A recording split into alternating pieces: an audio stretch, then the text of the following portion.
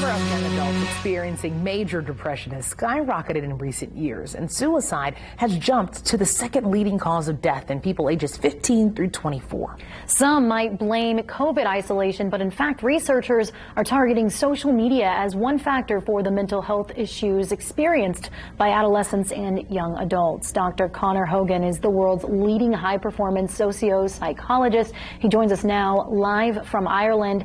Dr. Conor, thank you so much for being here. So what is the culprit exactly? Yeah, well, we have to go back in time to the beginning of social media. Well, not necessarily the beginning of social media, but back to 2004 to 2006. So this study I've looked at is really interesting.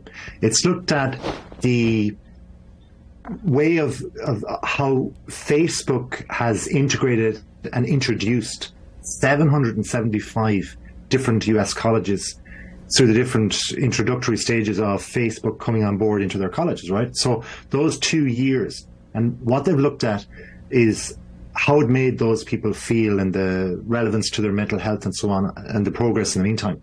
And what they found out essentially is that with regard to that period, through the 775 colleges, now, by the way, that's a huge amount of colleges, it's very representative of what's going on in all other colleges in the US, is that 24%, almost 25%, almost 1 in 4 people have reported that it perceived to affect their degenerative depression with regard to mental health.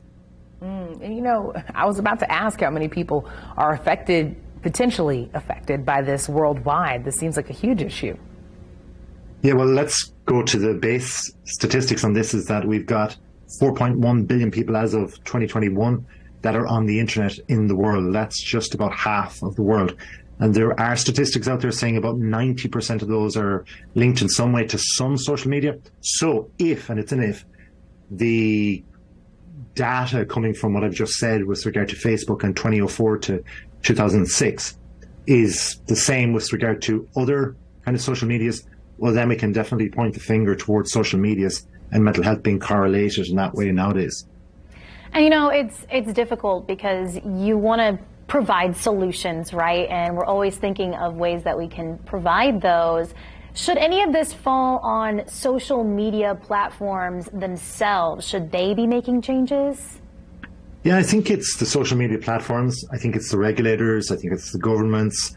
I think it's the parents. I think everybody needs to come in as a stakeholder in this and communicate, because like we're talking about social media, it's a way of communicating and having free speech.